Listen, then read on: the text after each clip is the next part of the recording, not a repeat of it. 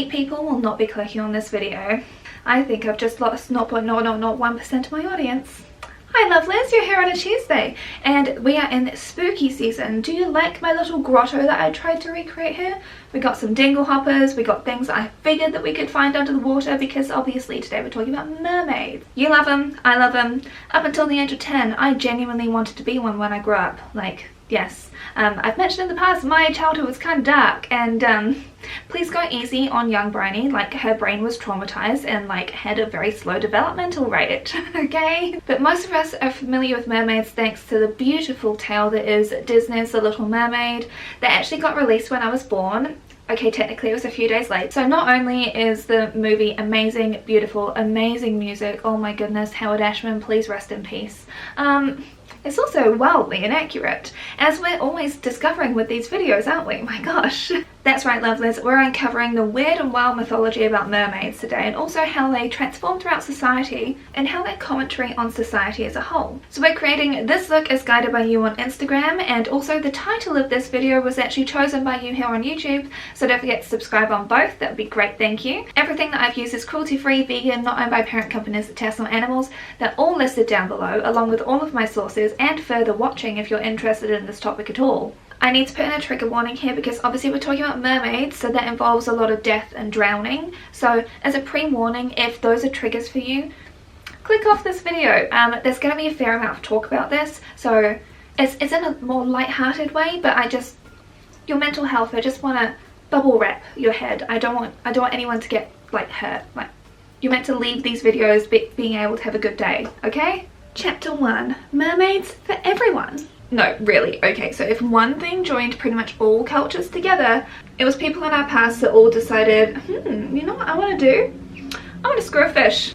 I can't believe I put that down in writing. Let's have a glimpse into the past, shall we? This is very much a glimpse because I cannot cover all of like 4,000 years of mermaid lore in 5 minutes, alright? According to Wikipedia, in Western society, the first stories about mermaids really appeared about 1000 BC. The goddess Atargatis, sorry, terrible pronunciation, so she loved a mortal and like, whoopsie, she accidentally killed him, and because of the shame she dove into the waters and she's like, oh my gosh, I can't believe I did this, but her beauty was too much for the waters to be able to contain, and so she became like this half fish kind of thing. This is a very loose retelling of it. There's the full stuff down below for you. In 1001 Nights there's several stories about merfolk as well, but they look just like us. Maybe not like me right now because this is weird.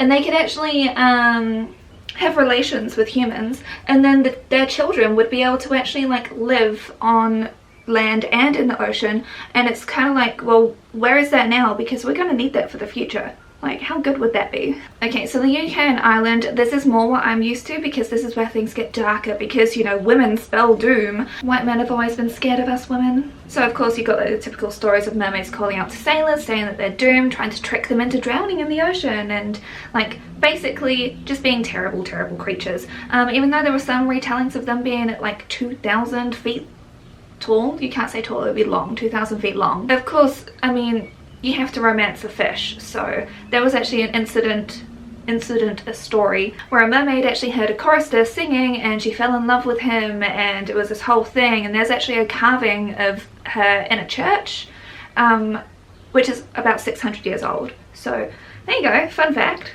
Here's the picture. So in Western Europe we're actually starting to get like the similar stories about what became sort of known as like the Hans Christian Andersen sort of vibe, like about immortal souls and a mermaid marrying a man in order to gain one. Now Eastern Europe was way darker, however, so their mermaids were actually called Rasulkas, and they were the restless spirits of the unclean dead. They were pretty much ghosts of young women and girls that had died horrifically and violently. They're beautiful and pale and sparkly and all that lovely stuff, but they also call out to men to bring them to their deaths and doom. Now, justified revenge? I mean, this Scorpio would say so, but hey, I can't legally say that, I'm joking. So in China, they predate the rest of the world. They've got stories of mermaids in the 4th century BC. They were called the Jiaoren, which loosely translates to being shark people.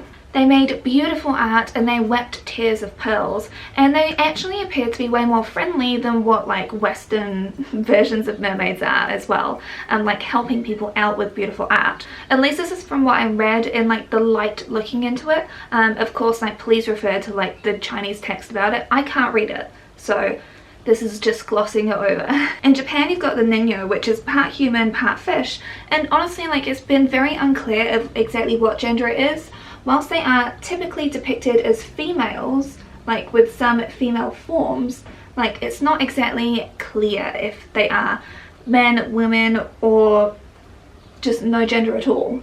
But they were usually depicted as having a female torso and head, and there's the yokai, which is a human face with a fish body where gender is even more unclear. In Southeast Asia, you've got the mermaid princess, who's called Suvarnamaka from Ramayana, which is one of the two major Sanskrit epics of ancient India, and it's an important text of Hinduism. She actually tries to spoil Hanuman's plans to build a bridge to Lanka, but falls in love with him instead. And then in the Philippines, they actually vary from ethnic group to ethnic group, but they're generally called Sirena or Sirena. I'm not entirely sure of the pronunciation of that. And then in Africa, you've got Mami Water, which literally translates to Mother of the Water, and these spirits are often femme fatales who are out to drown sailors. So basically, every single part of the world that's near water has some sort of mermaid in their mystery, folklore, tales, like history, whatever. But why? Well, the obvious answer is the fact that the ocean is still a mystery. Like, even to this day, we know more about outer space than we do about our ocean that covers 2/3 of our own planet that we live and breathe on. The ocean falls prey to weather patterns that cannot be controlled. It's scary and alluring and full of life and death. It definitely falls into the joke of like how, like what's your dead bodies to water ratio, because with the ocean people romanticize it a lot despite the fact it's got a lot of death. Just chilling in the ocean. Sorry if that caused you nightmares. Like when I heard that joke, it just kept me awake for a long time. So you know, just like casual welcome to my nightmares. Human history really shows how much we as humans love to control nature. Like we blow up mountains to make roads, we cultivate crops to eat, we manipulate landscapes to live on, and we also selectively breed animals to our own benefit. But like the ocean, we haven't been able to control. Like, pollute it terribly, yes. Like, we've had a really good hand at destroying it with climate change bleaching heaps of coral around the world, which we desperately need. We've got so much plastic waste it creates garbage islands, which also literally choke sea creatures, which you then eat. Oh, and also we've been wiping out a fair few species that hang out in the ocean through excessive hunting. But the ocean still to this day is very wild and untamable and mysterious. And some men would say that that reflects women. Because, like, you think about it, right? When people are on a boat and the weather turns bad, the only thing they've got to cling to is, like, this rickety thing that they built, like this little ship. So they're just alone with their thoughts, this little piece of man-made stuff that they can try and cling on to, and other people. And if Animal Farm and Squid Games have taught us anything, it's that people really can't be trusted. Chapter 2. Mermaid sightings, superstitions, and the terror of women at sea. Mermaids are basically the most no-homo thing you could actually think of as a sailor back then. You don't want to mess around with your friends that you're sailing with so much that you fancy a manatee in the ocean. No homo, but like, that fish is fine. Bartholomew, you need some help. It's okay to say that you like your friend Aristotle. The Greeks were okay with it, why can't you be? They wouldn't let women on ships because it's quote-unquote bad luck. Shout out to pirates, at least from our last video, at least being a little bit more into like letting some women be on the crew. Like, women fully had to like try and disguise themselves, and going in the pain that I am right now, I don't know how they handle periods. Like, I genuinely, how did you do it? Christopher Columbus also spotted mermaids, but you know, he said that they were too handsome, they had too masculine features. Not that we want Christopher Columbus representing us in any way, shape or form, thank you. Like, why is he still celebrated again? Tradition? Tradition is dead people telling you to do something. He was an objectively bad person. Mermaid sightings were mostly at sea.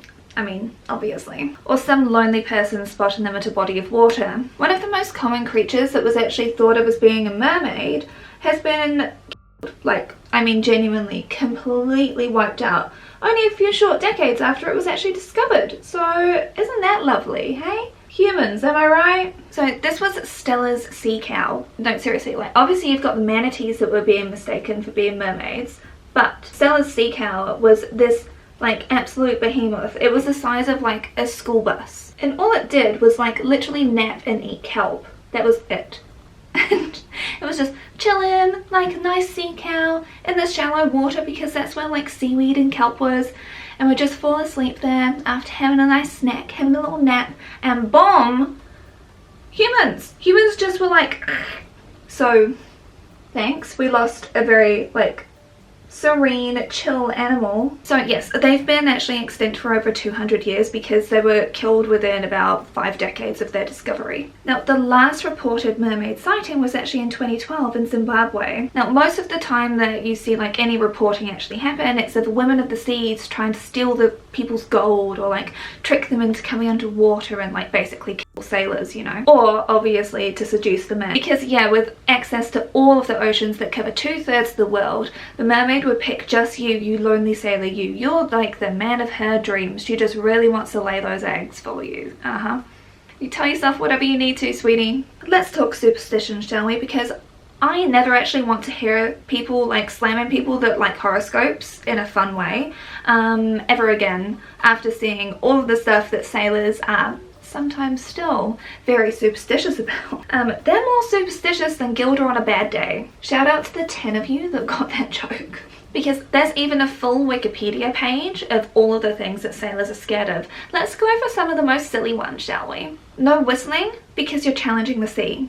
No redheads, you can't set sail on a Friday, or sometimes you can only set sail on a Friday. It really depends on who's the captain. Bananas, oh, no bananas here, they're And you're also banned from saying goodbye or drowned. Like, not at all. Oh, and of course no women. I can't keep up. It's too much. Those are just the most ridiculous ones. Sometimes it's a wonder how we got anywhere in this world. Because honestly, it's like astrology peeps just don't like Mercury in retrograde, and they make really funny memes. That's basically it. Can we just stop attacking feminine interest, please? The only thing less than here is you and your misogyny. Please go and join Cinemasins, where you all just hate on things that weren't made for you and try and act superior to it. Nothing quite says bad faith criticism as much as like a 40-year-old man watching a movie that's aimed at teenage girls and calling it unrealistic whilst you're hugging a body pillow of an anime girl.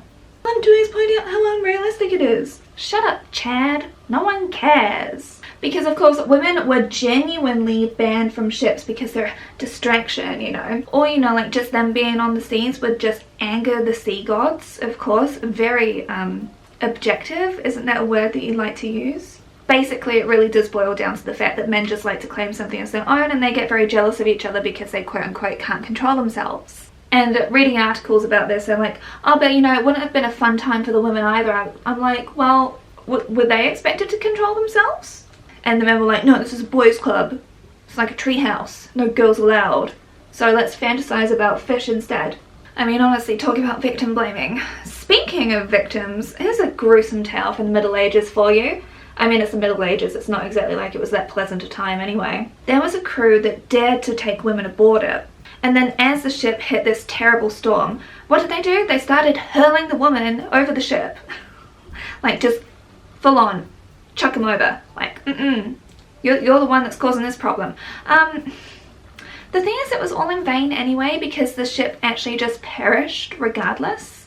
But can you imagine those last thoughts of those women as they were being literally grabbed, thrown off the side of a ship in a storm? If I were them, I'd be coming back as one of those vengeful mermaids. Now, however, bare-breasted women, hubba, you were fine. You were so fine, in fact, that we're going to put you on the front of our boat. Because, you know, it was considered to be like a good luck charm of sorts. It would apparently, quote-unquote, calm the seas by shaming nature to suppress its anger. Even though we all know it would be like John and Jeremiah over here just being like, you know, make this ship really sick. If we had like some heckin' yarbos out here.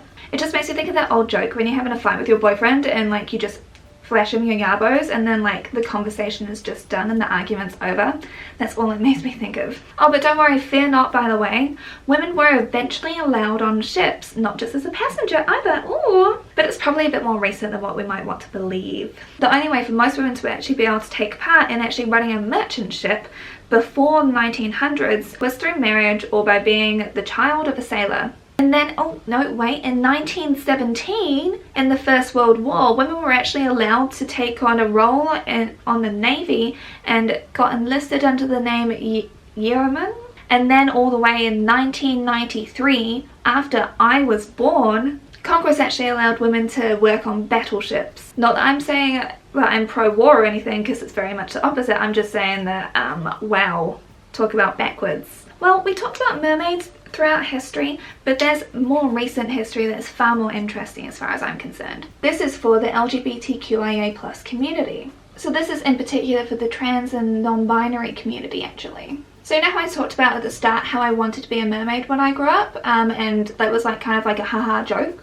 Well, I mean, I'm just a cishet white woman who wanted to like be able to live my life out as Ariel, and I've never had to feel uncomfortable in my own body or like my body doesn't belong to me. I'm not someone that feels like they were born into the wrong body and feeling forced to conform in ways that I don't want to gender norms. In particular, not ones that don't feel authentic to me. So I was actually watching a Dreamsounds video. Now I'll link it down below. Please go check out their channel. Like, they've got about 20,000 subscribers right now. But if you like Disney history, if you like music, if you like LGBTQIA+ like representation and storytelling, honestly go check out their work 'cause it's amazing. They mentioned a book by Yuval Avrami, which is called Mermaids and Drag Queens, a queer look at mermaiding. But there's also other books as well, including a children's book called Julian is a Mermaid by Jessica Love, and this is where a child becomes fascinated with the Coney Island Mermaid Parade and dresses up as one of them, which the grandma disapproves of, but then takes them to the parade to participate. I'm gonna put my lashy lashes on and we'll be back. So you know, like mermaids, merfolk, mermen, they've only got like certain particular signifiers for like what gender they actually are, but when it comes to their lower half, everyone's the same, literally.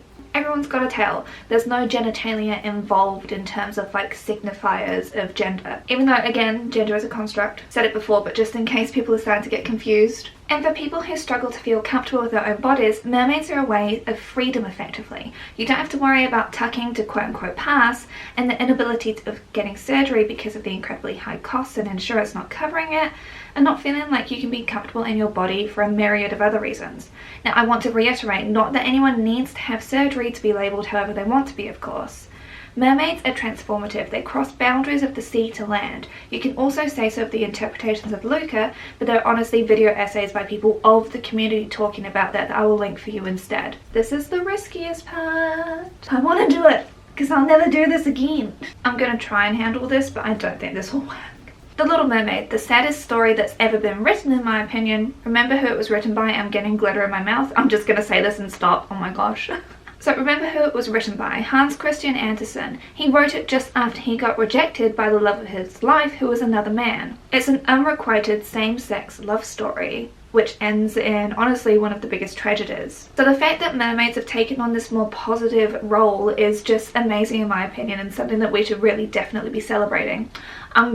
I have to get rid of this. What did you learn from today? Other than don't put glitter on your lips in order to try and make a lipstick. Like, we've covered a lot of topics today, and I do understand it's quite a lot. There are of course all of my sources in the description box, along with those channels that you should really go and check out.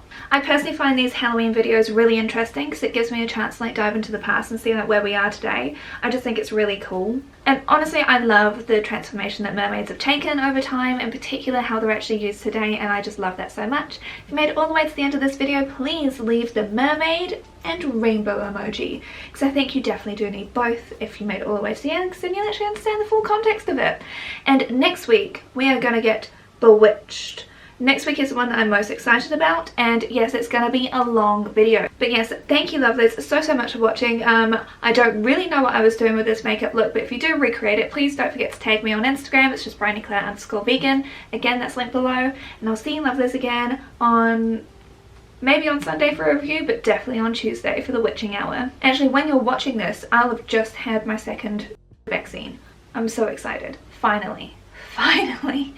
So good. Don't forget, please go get vaxxed if you're able to. We've got people in my family who cannot because medical reasons, so absolutely doing it for them, doing it for me, doing it for everyone, the team of 5 million, all that good stuff. I just have to put it out there because as soon as people know you're vegan, they're like, oh, the vaccines. I'm like, but vaccines though, they're great. So yes, go get vaccinated if you haven't already. Thank you lovelies, bye. Oh, my cramps are starting. Oh, I'm very glad that I'm filming this early. I take it back, I still want to be a mermaid. I want to be dealing with cramps. These periods are terrible. I hate periods. Cider through a straw. I'm just telling you. It's pretty good. I was only trying to drown him. It's just revenge for like destroying our entire home. What's so wrong with that? Part of me loves how gloriously evil mermaids can sometimes be depicted. This really is Barbie does Mermaid, isn't it? I can never escape this aesthetic. I love it too much.